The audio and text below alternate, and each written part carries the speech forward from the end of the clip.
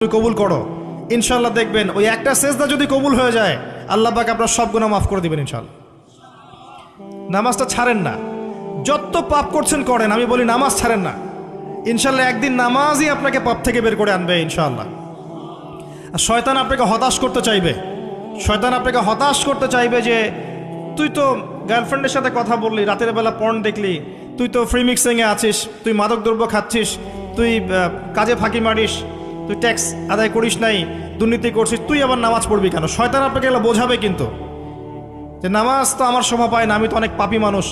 এই ধোকায় পা দিবেন না, আপনি নামাজ কন্টিনিউ করতে থাকেন, ইনশাল্লাহ আল্লাহ পাক আপনাকে পাপ থেকে বের করে আনবেন ইনশাল্লাহ।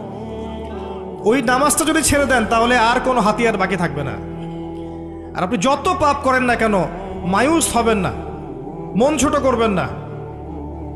আপনার একটা সেজদা, যে সেজদা আপনি চোখের পানি ঢেলে দিয়েছেন আল্লাহর কাছে,